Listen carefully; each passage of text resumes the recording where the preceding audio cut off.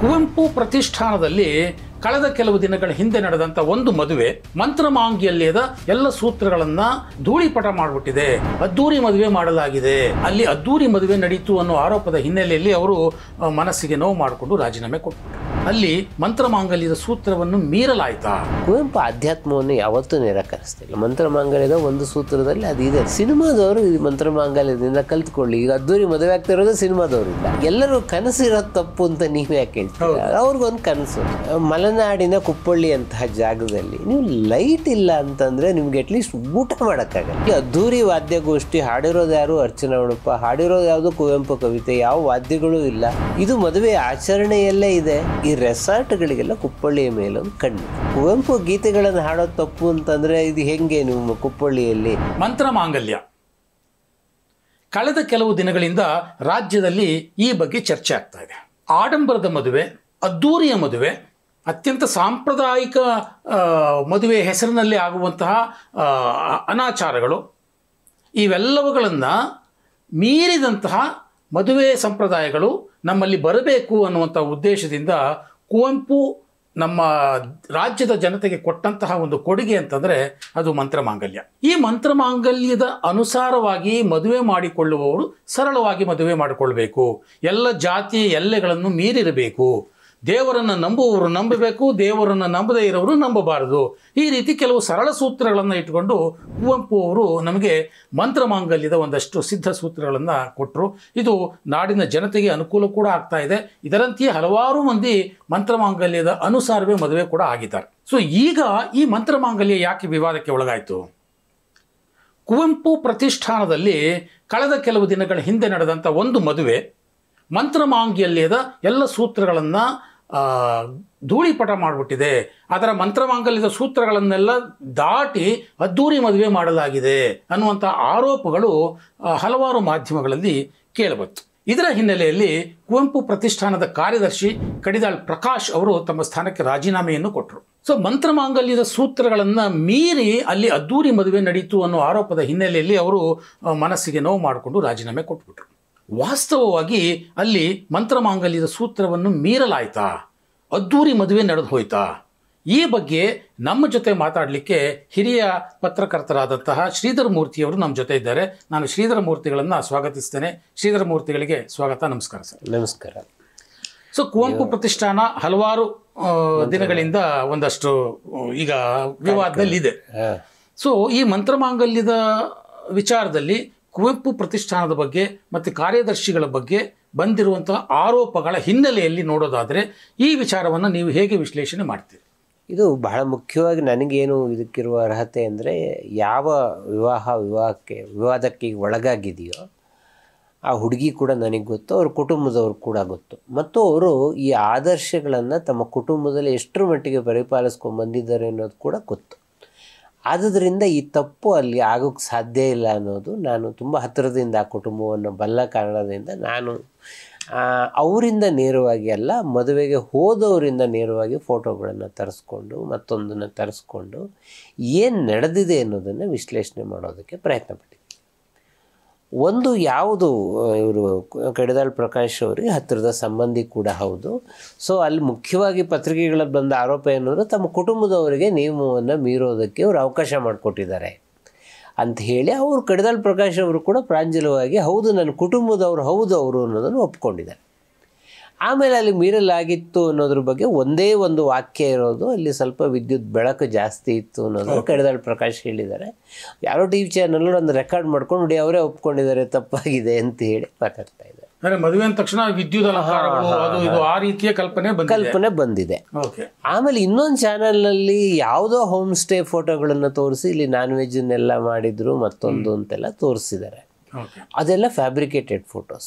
ಅಂಥದ್ದು ಏನು ಆ ಮದುವೆನಲ್ಲಿ ನಡೆದಿಲ್ಲ.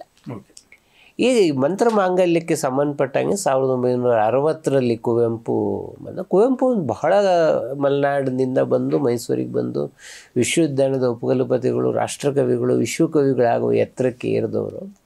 ಅವ್ರಿಗೆ ಸದಾ ಮಲೆನಾಡಿನ ಬಗ್ಗೆ ಒಂದು ಕಾಳಜಿ ಇತ್ತು ಕುವೆಂಪು ಅವ್ರಿಗೆ. ಅವರು ಹೋಗುವೆನ ಮಲೆನಾಡಿನಲ್ಲಿ ಅಂತ ಒಂದು ಕವನದಲ್ಲಿ ಬರೀತಾರೆ, ಅಲ್ಲಿ ಭಾವದ ಬೆಂಕಿ ಹಕ್ಕಿಯ ಮಿಂಚು ರೆಕ್ಕೆಯ ನೀರುವೆ ಅಂತ. ಅಂದರೆ ಅವ್ರಿಗೆ ಕೊನೆಯ ಕಾಲದಲ್ಲೂ ಅವ್ರಿಗೆ ಆ ಮಲೆನಾಡು ಅನ್ನೋದು ಬಹಳ ಕಾಡ್ತಾ ಇದ್ದಿತ್ತು. ಅವರು 2 ಕಾದಂಬರಿಗಳನ್ನು ಓದಿದ್ರೆ ಅವ್ರು ಮಲೆನಾಡಿನ ಸಮಸ್ಯೆಗಳ ಬಗ್ಗೆ, ಕಾನೂರು ಹೆಗ್ಗಡತಿ ಮತ್ತು ಮಲೆಗಳಲ್ಲಿ ಮದುಮಗಳು, ಎಷ್ಟು ಸ್ಪಂದಿಸ್ತಾ ಇದ್ರು. ಕುವೆಂಪು ಅವರಿಗೆ ಬಹಳ ಆತಂಕ ತಂದ ಸಂಗತಿ ಮಲೆನಾಡಿನ ಬಗ್ಗೆ ಏನು ಅಂತಂದರೆ, ಇವರು ಅದ್ಧೂರಿ ಮದುವೆಗಳನ್ನು ಮಾಡಿ ಜೀವನ ಪೂರ್ತಿ ಕಷ್ಟಪಡ್ತಾರೆ. ಅವ್ರಿಗೆ ತುಂಬ ಗೊತ್ತಿರೋ ಕುಟುಂಬದವ್ರು ಆತ್ಮಹತ್ಯೆ ಮಾಡ್ಕೊಳ್ತಾರೆ ಆ ಸಾಲಗಳನ್ನು ತೀರಿಸಲಾಗದೇನೆ. ಇದರಿಂದ ನಾನು ಮಲೆನಾಡಿನ ಜನತೆಯನ್ನು ಬಿಡುಗಡೆ ಮಾಡಬೇಕು ಅಂತ ಹೇಳಿ, ಹೀಗಾಗಿ ಅವರು ಮಂತ್ರಮಾಂಗಲ್ಯದ ಒಂದು ಕ್ರಮವನ್ನು ರೂಢಿಸಿದ್ರು. ಸೊ ಒಂದು ವೈಚಾರಿಕವಾಗಿ ಕುವೆಂಪು ಬಗ್ಗೆ ಒಂದು ಕಲ್ಪನೆ ಏನಿದೆ ಅಂತಂದರೆ, ಅವರು ಧರ್ಮ ಜಾತಿಯನ್ನೆಲ್ಲ ನಿರಾಕರಿಸಿ 100 ದೇವರ ನೂಕಾಚೆ ದೂರ ಅಂತ ಕವನ ಬರೆದಿದ್ದಾರೆ ಅಂತ. ಆದರೆ ಕುವೆಂಪು ರಾಮಕೃಷ್ಣಾಶ್ರಮದ ಹಿನ್ನೆಲೆಯಲ್ಲಿ ಬಂದಂಥ ರಾಮಾಯಣ ದರ್ಶನಂನಂತಹ ಕಾವ್ಯವನ್ನು ನಮಗೆ ಕೊಟ್ಟಂಥವ್ರು. ಕುವೆಂಪು ಆಧ್ಯಾತ್ಮವನ್ನು ಯಾವತ್ತೂ ನಿರಾಕರಿಸ್ತಿಲ್ಲ. ಮಂತ್ರಮಾಂಗಲ್ಯದ ಒಂದು ಸೂತ್ರದಲ್ಲಿ ಅದಿದೆ, ನೀವು ದೇವರನ್ನು ನಂಬುವುದಾದ್ರೆ ನಂಬಿ, ನಿಮ್ಮ ಅನುಭವ ಇನ್ನೊಬ್ರು ಹೇಳಿದ್ದನ್ನು ಕೇಳಬೇಡಿ. ಅವಳು 2ನೇ ಸಾಲ ಬಿಟ್ಬಿಡ್ತಾರೆ, 100 ದೇವರನ್ನೆಲ್ಲ ನೂಕಾಚೋ ದೂರ ಭಾರತ ತಾಯಿ ಭಾರತೀಯೇ ನಮಗಿಂದು ಎಲ್ಲ ಭಾರ ಅಂತಲೂ ಏನೋ ಒಂದು ಬರುತ್ತೆ, ಬಿಟ್ಬಿಡ್ತಾರೆ. ಇದು ಆಮೇಲೆ ಈ ಮಂತ್ರಮಾಂಗಲ್ಯ ಪದ್ಧತಿಯನ್ನು ಅವ್ರು ಮಾಡಿ, ಮಂತ್ರಮಾಂಗಲ್ಯ ಪದ್ಧತಿಯಲ್ಲಿ ಬಹಳ ಮುಖ್ಯವಾಗಿರೋದೇನು ಅಂತಂದರೆ, ನೀವು ಮಧ್ಯ ಪುರೋಹಿತ ಅನ್ನೋದು ಯಾಕೆ ಬೇಕು, ಜಾತಕ ಅನ್ನೋದು ಯಾಕೆ ಬೇಕು, ಮುಹೂರ್ತ ಅನ್ನೋದು ಯಾಕೆ ಬೇಕು, ಗಂಡು ಹೆಣ್ಣು ಒಪ್ಪದ ಮೇಲೆ ಆಗೋಯ್ತು. ಗಂಡು ಹೆಣ್ಣಿನ ಒಪ್ಪಿಗೆಯಿಂದ ಈ ಮದುವೆ ನಡೀತಾ ಇದೆ. ಕುವೆಂಪು ಅವರ ಅನಿಕೇತನ ಕವಿತೆಯಲ್ಲೇ ಇರೋದೇ ಹಾಗೆ, ಅದು ಆಗು ನೀ ಅನಿಕೇತನ ಅಂತ ಹೇಳಿ ಕೊನೆಗೆ ಆಗು ಮನೆಯನೆಂದು ಕಟ್ಟದಿರು ಕೊನೆಯನೆಂದು ಮುಟ್ಟದಿರು ಅಂತ. ಮಂತ್ರಮಾಂಗಲ್ಯ ಕೂಡ ಅದರ ವಿಸ್ತರಣೆ. ಕುವೆಂಪು ಈ ಆದರ್ಶವನ್ನು ಇನ್ನೊಬ್ರಿಗೆ ಮಾಡಲಿಲ್ಲ, ತಮ್ಮ ಮಗನ ಮದುವೆಯನ್ನೇ ಮೊದಲನೇದಾಗಿ ಮಂತ್ರಮಾಂಗಲ್ಯದಲ್ಲಿ ಮಾಡಿದ್ರು. ಪೂರ್ಣಚಂದ್ರ ತೇಜಸ್ವಿಯ ಮದುವೆಯನ್ನೇ ಅವ್ರು ಮಂತ್ರಮಾಂಗಲ್ಯದಲ್ಲಿ ಮಾಡಿದ್ರು ಅವರು. ಇದು ಇನ್ನೊಬ್ರಿಗೆ ಇದು ಮಾದರಿ ಆದ್ರೆ. ಸೊ ನೀವು ನನ್ನ ಮಕ್ಕಳು ಈಗ ನಾವು ಭಾಳ ಜನ ನೋಡ್ತಾ ಇದ್ವಿ, ಅವ್ರ ಮಕ್ಕಳು ಮದುವೆ ಇವ್ರು ಭಾಳ ದೂರಿಯಾಗಿ ಮಾಡ್ತಾರೆ, ಬೇರೆಯವ್ರಿಗೆ ಮಾತ್ರ ಸರಳ ಮದುವೆ ಮಾಡಿ ಅಂತ ಹೇಳ್ತಿರ್ತಾರೆ. ಕುವೆಂಪು ಹಾಗೆ ಮಾಡಲಿಲ್ಲ. ಕುವೆಂಪು ಪ್ರತಿಷ್ಠಾನದಲ್ಲಿ ಅನೇಕ ಮಂತ್ರಮಾಂಗಲ್ಯದ ಮದುವೆಗಳು ಇದುವರೆಗೂ ನಡೆದಿದೆ ಪರಂಪರೆಯಲ್ಲಿ. ಮತ್ತು ಅದೊಂದು ಕನಸು, ಕುವೆಂಪು ಹುಟ್ಟಿದ ಜಾಗದಲ್ಲಿ ಮದುವೆ ಆಗಬೇಕು ಅನ್ನೋದು ಎಷ್ಟೋ ಜನರ ವೈಚಾರಿಕ ಕನಸು. ಈ ವಿವಾದಕ್ಕೆ ಒಳಗಾದ ಹುಡುಗಿಯ ಕನಸು ಕೂಡ ಅದು. ಅವಳು ಬಹಳ ದೊಡ್ಡ ಗಾಯಕಿ, ಇವಳು ರಾಜ್ಯ ಪ್ರಶಸ್ತಿಯನ್ನು ಪಡ್ಕೊಂಡು ಬಂದಳು, ಅತ್ಯುತ್ತಮ ಗಾಯಕಿ ಅಂತೇಳಿ. ಈಗ ಅಮೆರಿಕಾದಲ್ಲಿ ಕನ್ನಡ ಚಿತ್ರರಂಗಗಳ ವಿತರಣೆಯಲ್ಲಿ ಬಹಳ ದೊಡ್ಡ ಕೆಲಸ ಮಾಡ್ತಾರೆ. ಚಿತ್ರರಂಗದ ನಂಟು, ಕನ್ನಡ ಚಿತ್ರರಂಗದ ನಂಟು ಅವಳಿಗೆ ತುಂಬ ಇರೋದರಿಂದ ಮೊದಲನೇದಾಗ ಅವಳು ನಾನು ಕುಪ್ಪಳ್ಳಿಯಲ್ಲಿ ಮಂತ್ರಮಾಂಗಲ್ಯದಲ್ಲಿ ಮದುವೆ ಆಗ್ತಾನಿಂದ ಅವ್ರ ಅಪ್ಪ ಅಮ್ಮ ಅವ್ರಿಗೆ ಹೇಳಿದ್ದಾರೆ, ನೋಡಮ್ಮ ನಿನ್ನ ಮದುವೆಗೆ ಸಹಜವಾಗಿ ಸಿನಿಮಾದವರೆಲ್ಲ ಬರ್ತಾರೆ, ನಾವು ಅಂದರೆ ತುಂಬ ಕ್ಲೋಸ್ ಸರ್ಕಲ್ ಅದು ಸಿನಿಮಾದವರು, ಅವರೆಲ್ಲ ಬಂದಾಗ ಅದು ಎಲ್ಲೋ ವೈಭವ ಆಗಿಬಿಡ್ಬಹುದು, ಬೇಡ ಅಂತಂದಾಗ ಇಲ್ಲ ಅವ್ರುಗಳಿಗೆ ಅದು ಅರ್ಥ ಆಗಬೇಕು. ಸಾಹಿತಿಗಳಿಗೆ ಮಂತ್ರಮಾಂಗಲ್ಯ ಗೊತ್ತಿದೆ, ಅವರೆಲ್ಲ ಮದುವೆ ಆಗಿದ್ದಾರೆ, ಸಿನಿಮಾದವರು ಇದು ಮಂತ್ರಮಾಂಗಲ್ಯದಿಂದ ಕಲ್ತ್ಕೊಳ್ಳಿ. ಈಗ ಅದ್ದೂರಿ ಮದುವೆ ಆಗ್ತಾ ಇರೋದು ಸಿನಿಮಾದವರಿಂದ, ಅವ್ರಿಗೆ ನಾನೊಂದು ಮಾದರಿಯನ್ನು ಮಾಡಿಕೊಡ್ಬೇಕು ಅಂಥೇಳಿ ಆ ಹುಡುಗಿ ಅಲ್ಲಿ ಮದುವೆ ಆಗಿರೋದ್ರಲ್ಲಿ ಒಂದೇ ಒಂದು ಸಮಸ್ಯೆ ಆಗಿರೋದೇನು ಅಂತಂದರೆ, ಎಲ್ಲರೂ ಕನಸಿರೋದು ತಪ್ಪು ಅಂತ ನೀವೇ ಯಾಕೆ ಹೇಳ್ತೀರ, ಅವ್ರಿಗೊಂದು ಕನಸು. ಸಂಜೆಯ ತಂಗಾಳಿಯಲ್ಲಿ, ಇದು ಕುವೆಂಪು ಕವಿತೆಗಳಲ್ಲಿ ಕೂಡ ಈ ಸಂಜೆಯ ತಂಗಾಳಿ, ಮಲೆನಾಡಿನ ಪಕ್ಷಿಗಳ ಕಲರವ, ಸೂರ್ಯಾಸ್ತ ಇದೆಲ್ಲ ತುಂಬ ಬರೋದು. ಮಲೆನಾಡಿನ ಸೂರ್ಯಾಸ್ತ ಭಾಳ ಜಗತ್ಪ್ರಸಿದ್ಧವಾಗಿರ್ತಕ್ಕಂಥದ್ದು ಕುಪ್ಪಳಿಯ ಸೂರ್ಯಾಸ್ತ. ಈ ಸೂರ್ಯಾಸ್ತದ ಸಂದರ್ಭದಲ್ಲಿ ಮದುವೆ ಆಗಬೇಕು ಅಂತ ಅವ್ರು ಬಯಸಿದ್ದಾರೆ. ಮದುವೆ ಆದಮೇಲೆ ಮಂತ್ರಮಾಂಗಲ್ಯದ ನಿಯಮದ ಪ್ರಕಾರನೇ 200 ಜನನ ನೀವು ಕರೀಬಹುದು, ಹುಡುಗ ಹುಡುಗಿ ಇಬ್ಬರೂ ಸೇರಿ 200 ಜನಕ್ಕಿಂತ ಜಾಸ್ತಿ ಇರಬಾರ್ದು ಅನ್ನೋ ಕಲ್ಪನೆ ಇದೆ. ಅಲ್ಲಿ 200 ಜನಕ್ಕಿಂತ ಜಾಸ್ತಿ ಸೇರಿಲ್ಲ. ಏನು ನೀವು 200 ಜನ ಅಲ್ಲಿ ಸೇರಿದಾಗ ಮಲೆನಾಡಿನ ಕುಪ್ಪಳ್ಳಿ ಅಂತಹ ಜಾಗದಲ್ಲಿ ನೀವು ಲೈಟ್ ಇಲ್ಲ ಅಂತಂದ್ರೆ ನಿಮ್ಗೆ ಅಟ್ಲೀಸ್ಟ್ ಊಟ ಮಾಡೋಕ್ಕಾಗಲ್ಲ. ಅಂದ್ರೆ ಇದು ಲೈಟ್ ಯಾಕೆ ಸಂಜೆ ಮದುವೆ ಆಗಿದ್ರೆ, ಬೆಳಿಗ್ಗೆನೆ ಮದುವೆ ಆಗಿದ್ರೆ ಲೈಟ್ ಹಾಕೋ ಪ್ರಮೇಯ ಬರ್ತಿರ್ಲಿಲ್ಲ. ಸಂಜೆ ಮದುವೆ ಆಗಿರೋದ್ರಿಂದ ಲೈಟ್ ಹಾಕಿರೋದು ಕೂಡ ಊಟದ ಕಾರಣಕ್ಕೆ, ಮದುವೆ ಕಾರಣಕ್ಕೆ. ಸೊ ಯಾರೂ ಇದನ್ನ ಹತ್ರಕ್ಕೂ ಕೂಡ ಬಂದು ನೋಡಿಲ್ಲ, ದೂರದಿಂದ ಲೈಟ್ ಹಾಕಿರೋದನ್ನು ನೋಡಿ ಒಂದು ಅದ್ದೂರಿ ಮದುವೆ ನಡೀತಾ ಇದೆ ಅಂತ ಅವರೇ ತೀರ್ಮಾನಕ್ಕೆ ಬಂದಿದ್ದಾರೆ. ಆಮೇಲೆ ಇಲ್ಲಿ ಅದ್ದೂರಿ ವಾದ್ಯಗೋಷ್ಠಿ, ಹಾಡಿರೋದು ಯಾರು ಅರ್ಚನಾ ಉಡುಪ, ಹಾಡಿರೋದು ಯಾವುದು ಕುವೆಂಪು ಕವಿತೆ, ಯಾವ ವಾದ್ಯಗಳೂ ಇಲ್ಲ. ಇದು ಮದುವೆ ಆಚರಣೆಯಲ್ಲೇ ಇದೆ. ಓಕೆ. ಕುವೆಂಪು ಗೀತೆಗಳನ್ನು ಹಾಡೋದು ತಪ್ಪು ಅಂತಂದರೆ ಇದು ಹೆಂಗೆ ನೀವು ಕುಪ್ಪಳ್ಳಿಯಲ್ಲಿ? ಹೌದು. ಸೊ ಆಮೇಲೆ ಬಹಳ ಸ್ಪಷ್ಟವಾಗಿ ಮತ್ತೆ ಯಾವುದೋ ರೆಸಾರ್ಟಿನ ಫೋಟೋಗಳನ್ನು ಮತ್ತೆ ಯಾವುದನ್ನು ತೋರಿಸಿ ಇಲ್ಲಿ ಅದ್ದೂರಿ ಮದುವೆ ಆಗ್ತಾ ಇದೆ ಅನ್ನೋದನ್ನ ಮಾಡೋದಕ್ಕೆ ಪ್ರಯತ್ನ ಪಟ್ಟಿದ್ದಾರೆ. ಒಂದು ಬಹಳ ದೊಡ್ಡ ಆತಂಕ ಇದ್ರ ಹಿಂದೆ ಇರೋದು ಏನು ಅಂತಂದರೆ, ಕುಪ್ಪಳ್ಳಿಯ ಕುವೆಂಪು ಪ್ರತಿಷ್ಠಾನದ ಸುತ್ತಮುತ್ತ ಇವತ್ತು ಅನೇಕ ರೆಸಾರ್ಟ್ಗಳು ಹುಟ್ಕೊಂಡಿದೆ ಮಲೆನಾಡು. ಈ ರೆಸಾರ್ಟ್ಗಳಿಗೆಲ್ಲ ಕುಪ್ಪಳ್ಳಿಯ ಮೇಲೊಂದು ಕಣ್ಣಿದೆ. ಇದನ್ನ ಇವರೆಲ್ಲ ಲಕ್ಷಗಟ್ಟಲೆ ಫೀಸ್ಗಳನ್ನು ಇಟ್ಟು ಮತ್ತೊಂದು ಮಾಡ್ತಾ ಇದ್ದಾರೆ. ಇಲ್ಲಿ ಸರಳವಾಗಿ ನಡೀತಾ ಇದೆ ಕುಪ್ಪಳ್ಳಿಯನ್ನು ನಾವು ಕುವೆಂಪು ಪ್ರತಿಷ್ಠಾನವನ್ನು ತಮ್ಮ ಕಂಟ್ರೋಲಿಗೆ ತಗೋಬೇಕು ಅಂತ ಹೇಳಿ ಅನೇಕ ರೆಸಾರ್ಟ್ಗಳು ಇದು ಏನೇನೋ ಷಡ್ಯಂತ್ರಗಳನ್ನು ಮಾಡಿ ಬಿಸ್ನೆಸ್ ಇಂಟ್ರೆಸ್ಟ್ ಇದೆ.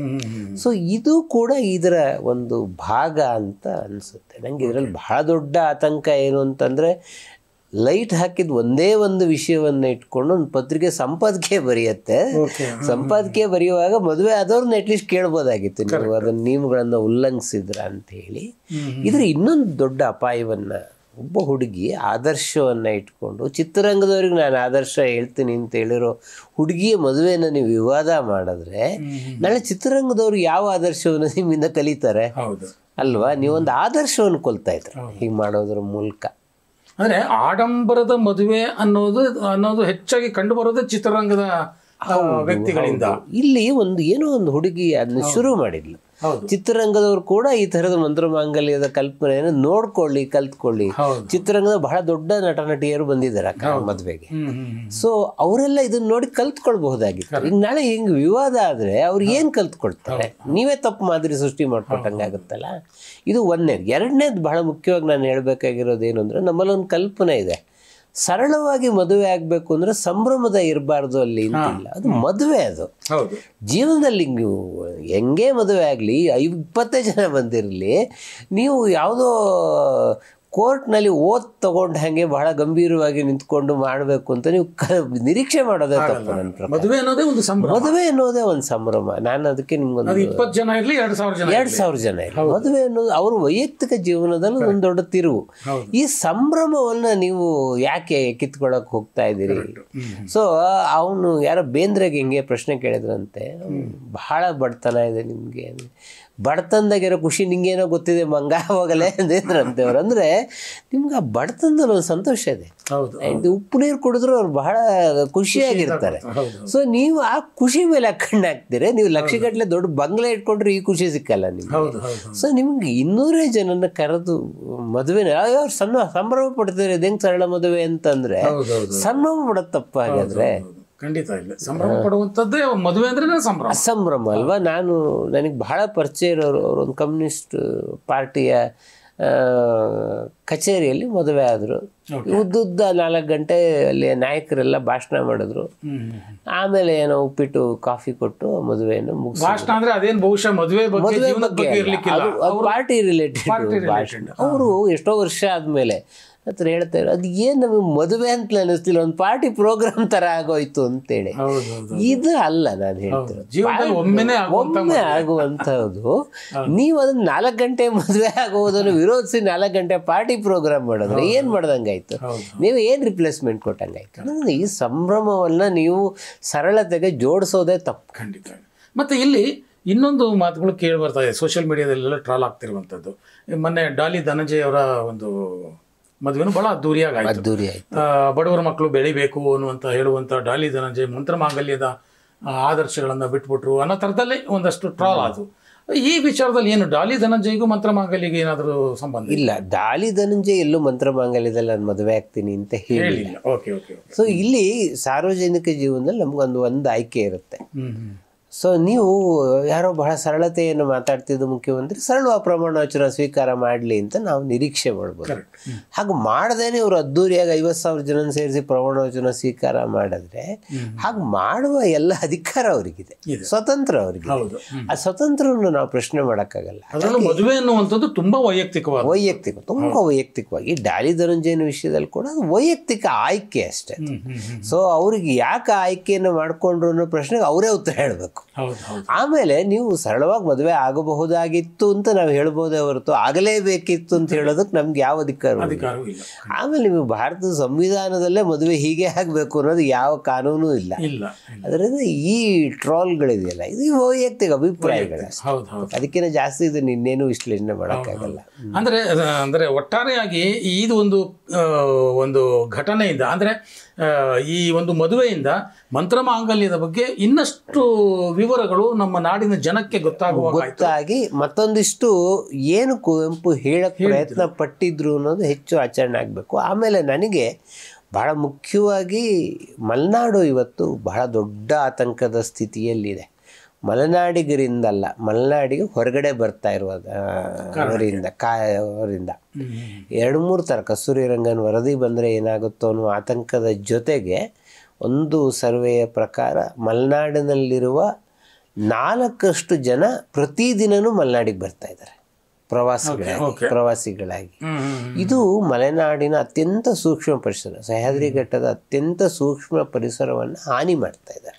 ದೊಡ್ಡ ಹಾನಿ ಆಗ್ತಾ ಇರೋದು ರೆಸಾರ್ಟ್ಗಳಿಂದ. ಇವತ್ತು ರೆಸಾರ್ಟ್ಗಳು ದೊಡ್ಡ ದೊಡ್ಡ ರಾಜಕಾರಣಿಗಳ ಕೈಯಲ್ಲಿದೆ. ಹೀಗಾಗಿ ರೆಸಾರ್ಟ್ ರಾಜಕೀಯ ಅನ್ನೋದು ಮಲೆನಾಡಿನಲ್ಲಿ ಬಹಳ ದೊಡ್ಡದಾಗಿ ನಡೀತಾ ಇದೆ.